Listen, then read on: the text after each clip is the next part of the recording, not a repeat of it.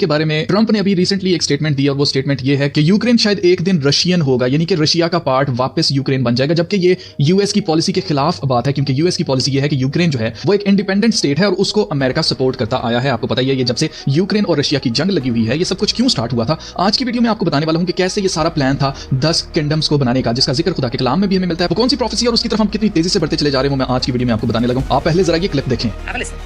They have tremendously valuable land in terms of rare earth, in terms of oil and gas, in terms of other things. I want to have our money secured because we're spending hundreds of billions of dollars.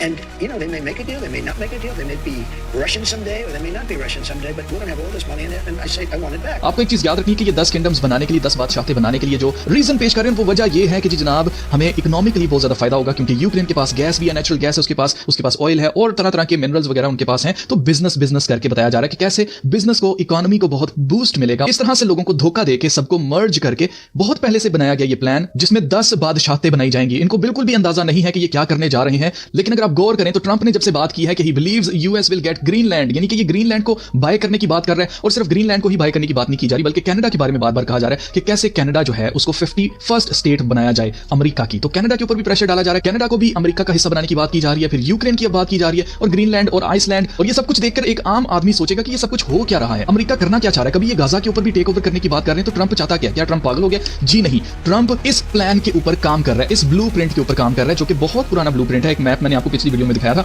वो map था 1940s का, और ये map जो आप देख रहे हैं ये 1960s के बाद का है। तो आप नोट करें, एक ऑर्गेनाइजेशन है जिसका नाम है द क्लब ऑफ रोम। आपने वर्ल्ड इकोनॉमिक फोरम के बारे में तो सुन रखा है, वो बहुत ज्यादा मशहूर हो चुके हैं, लेकिन क्लब ऑफ रोम के बारे में पता नहीं है लोगों को कि रोम जो है उन्होंने एक ऑर्गेनाइजेशन बना रखी है नॉन प्रॉफिट, जिसमें ये बिजनेसमैन और जितने भी इकोनॉमिस्ट होते हैं दुनिया के। आप नोट करें कि इनकी प्रेजेंस कहां है। इनकी प्रेजेंस आपको इंडिया में भी मिलेगी, इंडियन नेशनल एसोसिएशन। आप देख सकते हैं ये 2014 का न्यू दिल्ली इंडिया के अंदर इनकी एक मीटिंग की आपको स्क्रीनशॉट यहां पर नजर आ रहा है। यहां पर आप देख सकते हैं ये 2011 का है। तो आप देख सकते हैं कि द क्लब ऑफ रोम की प्रेजेंस सिर्फ इंडिया में नहीं बल्कि इंटरनेशनली पूरी दुनिया के अंदर है। और ये जो इनका प्लान है 10 बादशाहतें बनाने का, इसके पीछे मोटिव यही है कि बिजनेस होगा और हम सब बहुत ज्यादा मोशी तौर पर हम सब बहुत ज्यादा अमीर हो जाएंगे और कोई भी गरीब नहीं रहेगा। इस तरह की बातें करके ये अपना प्लान पूरा करना चाहते हैं, जो कि ये टोटल कंट्रोल हासिल करना चाहते हैं हर एक इंसान की जिंदगी के ऊपर। उसके लिए ये 10 बादशाहतें बनाना चाहते हैं। जबकि आप नोट करें कि ये अनजाने में खुदा के कलाम की प्रोफेसी को पूरा कर रहे हैं। खुदा के कलाम में लिखा है, and the 10 horns which thou sawest are 10 kings which have received no kingdom as yet but receive power as kings 1 hour with the beast. These have one mind and shall give their power and strength unto the beast. और यही बात मैंने आपको पिछली video में बताई थी कि उस हैवान के 10 सींग थे, और वो जो 10 सींग थे वो सिर्फ 10 सींग नहीं है, वो 10 बादशाह हैं। और 10 बादशाह यानी कि 10 किंगडम्स उनकी हैं। उन्होंने अभी तक कोई किंगडम पाई नहीं है, लेकिन जैसे ही मुखालिफ मसीह दुनिया के सामने आएगा उनको 10 बादशाहतें दी जाएंगी और कुछ पल के लिए वो बादशाह हो, जैसा उनको लगेगा कि हम भी बादशाह हैं, बादशाह करते हैं। लेकिन क्योंकि इन सबका एक ही माइंड होगा तो ये सब अपनी पावर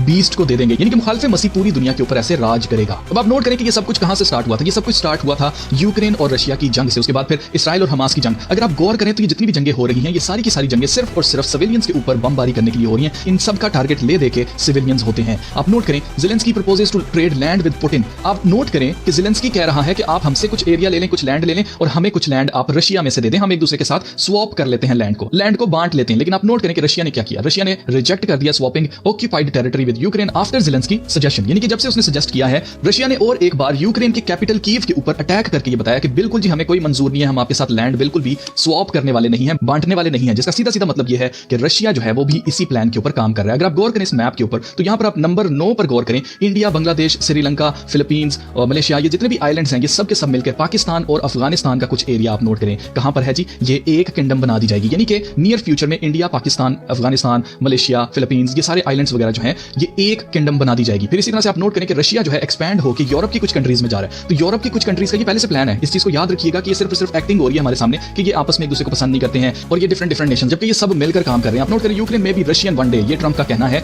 और अगर आप मैप के ऊपर देखें तो यस, यूक्रेन रशिया ही का पार्ट यहां पर हमें दिखाई दे रहा है, जिसका मतलब ये है कि ये उसी प्लान के ऊपर काम कर रहे हैं। A key ally of Putin said he wants to invade Poland next. आप नोट करें कि मैंने जैसे आपको कहा कि इस मैप के अंदर कुछ यूरोप की कंट्रीज भी हैं, तो यहां पर आपको मैप के ऊपर पोलैंड भी नजर आ रहा है, 5वीं किंगडम जो कि रशिया की किंगडम है उसके अंदर। तो आप देख सकते हैं कि अब पोलैंड को इन्वेड करने की बात की जा रही है। और पोलैंड के बारे में पुतिन के एलाई ने क्या कहा, Putin ally warns enemy Poland you risk losing your statehood. जिसका सीधा सीधा मतलब ये है कि ये सारी कंट्रीज आपस में मर्ज होने वाली हैं और ये सब कुछ खुदा के कलाम की प्रोफेसी पूरी हो रही है। आप नोट करें, यीशु मसीह ने कहा, nation will rise against nation and kingdom against kingdom, there will be earthquakes in various places as well as famines, these are the beginning of birth pains. ये सब मुसीबतों का आगाज होगा। तो सारी मुसीबतों का आगाज कहां से हो रहा है, जब ये 10 बादशाहतें ये बना रहे हैं। जब ये 10 बादशाहतें बन जाएंगी तब ये मसीहियों को पकड़वाएंगे, उनको कत्ल करने के लिए। जैसे आगे लिखा लिखा हुआ है कि आप मैथ्यू चैप्टर 24 पढ़िएगा, आपको ये सारी बातें क्लियरली पता चल जाएंगी कि आगे क्या होने वाला है। आप यहाँ पर पढ़ सकते हैं Putin alliance says Poland is next in Ukraine war rant on Russian TV. तो रशियन टीवी के ऊपर ये बात की जा रही है कि पोलैंड के ऊपर हमने नेक्स्ट इन्वेजन करनी है। तो ये सब कुछ क्या हो रहा है, ये क्लब ऑफ रोम का जो मैप है इसके ऊपर काम करते हुए 10 बादशाहतें बनाई जा रही हैं, जिसके पीछे मकसद क्या है, मकसद है टोटल कंट्रोल हासिल करना पूरी दुनिया का, पूरी दुनिया के रिसोर्सेज के ऊपर कब्जा करना। जाहिर सी बात है कि इस वक्त 100 से ज्यादा कंट्रीज हैं, इनको मैनेज करना, डिफरेंट पॉलिसीज बनाना, दिमाग खपाई करना, ये बहुत ज्यादा मुश्किल है। लेकिन अगर सिर्फ 10 बादशाहतें होंगी, उनको कंट्रोल करना आसान होगा। सैकड़ों डिफरेंट कंट्रीज और सैकड़ों डिफरेंट पॉलिसीज को मेंटेन करने से बेहतर यह है कि सिर्फ और सिर्फ कुछ बादशाहतें हों, कुछ पॉलिसीज हों जिनको कंट्रोल करना आसान है। जहां तक बात रह गई है इन प्रेसिडेंट्स की कि ये हमारे मुहाफिज हैं या फिर ये हमारी तरफ हैं, जी नहीं, ये बिल्कुल भी हमारी तरफ नहीं। आप देख सकते हैं president Zelensky gives powerful Grammys speech, they are actors. और मैं आपको बता भी चुका हूं कि ज़ेलेंस्की इटसेल्फ इससे पहले कि ये प्रेसिडेंट बनता है, ये एक एक्टर था। इसकी मूवी आई थी जिसमें ये प्रेसिडेंट बन जाता है। तो आप नोट करें कि वो मूवी हमारी आंखों के सामने प्ले हो रही है। जिस वक्त रशिया और यूक्रेन की जंग लगी थी उसी वक्त मैंने आपसे कहा था कि ये एक्टिंग हो रही है। तो आपके सामने है, दे आर एक्टर्स, और ये आपस में सब मिले हुए हैं। ट्रंप को कोई परवाह नहीं है लोगों की, ना इसको परवाह है अपने लोगों की। ये सिर्फ और सिर्फ एक्टिंग कर रहे हैं दुनिया के सामने, और जो असल ताकतें इनको हुक्म देती हैं कि कैसे 10 बादशाहतें बनानी है, ये उनको ओबे करते हैं।